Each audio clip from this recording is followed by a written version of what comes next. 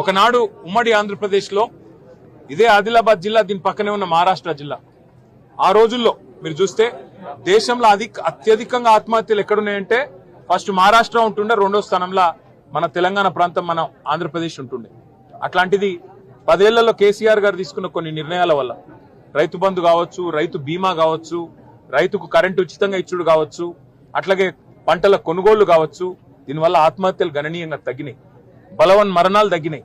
కానీ మళ్ళొక్కసారి ఈ దౌర్భాగ్యపు కాంగ్రెస్ ప్రభుత్వం వచ్చిన తర్వాత ఇవాళ కుటుంబాలు మళ్ళీ ఒక్కసారి 3 పిల్లలు, భార్య, చిన్న పిల్లలు, అందరు ఇంకా చదువుకుంటున్న వయసులో ఉన్నోళ్ళు, వాళ్ళందరూ రోడ్డున పడే పరిస్థితి వచ్చింది.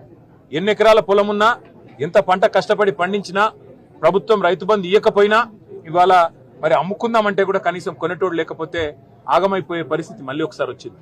అందుకే రాష్ట్ర ప్రభుత్వానికి మా పార్టీ తరఫున ఏదో కొంత సాయం చేసినాం.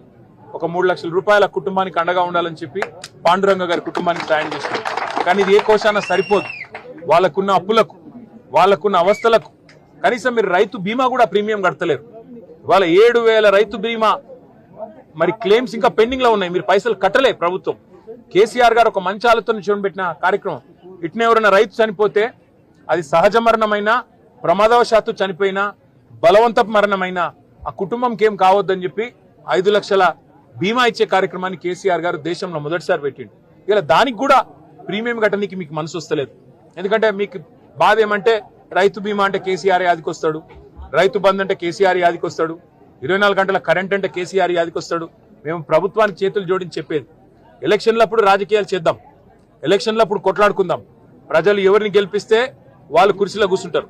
కానీ మా మీద కోపం ఇవాళ రైతుల మీద తీయకండి. కేసీఆర్ పెట్టిన పథకం మీకు ఇష్టం లేకపోతే పేరు మార్చుకో, ఇందిరమ్మ బంధన్ పెట్టుకో, ఇంకో బంధన్ పెట్టుకో, ఏదో ఒకటి పెట్టుకో, కానీ పైసలు ఇవ్వు. కొను, పంటలు కొను, జొన్నలు కొను, వడ్లు కొను, వెంటనే పైసలు వెయ్యు. అంతేగాని ఈ రకంగా రాచి రంపాన పెట్టి మరి ఆ కుటుంబాన్ని ఇబ్బంది పెట్టవద్దు. పాండురంగ గారి కుటుంబానికి తప్పకుండా న్యాయం చేసేదాకా వదిలిపెట్టం. నేను ఆ కుటుంబానికి మాట ఇచ్చిన, 3 పిల్లలు ఉన్నారు, చదువుకుంటున్నారు. నేను వారికి మాట ఇచ్చాను, ప్రభుత్వం మెడలు వంచైనా సరే మీకు నష్టపరిహారం ఇప్పిస్తామని చెప్పాం. 25 లక్షల రూపాయలు ఇచ్చి తీరాల్సిందే.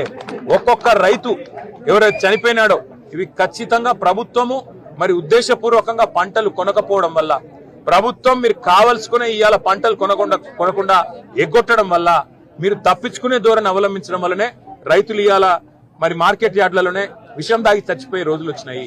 అందుకే ఆ కుటుంబానికి న్యాయం జరిగేదాకా మా ఎమ్మెల్యే అనిల్ జాదవ్ గారు, పెద్దలు జోగు రామన్న గారు, మా ఆసిఫాబాద్ ఎమ్మెల్యే శ్రీమతి కోవా లక్ష్మి గారు, మేమందరం కూడా ఈ జిల్లా నాయకత్వం మొత్తం, మా రాష్ట్ర నాయకత్వం కూడా అండగా ఉంటుంది.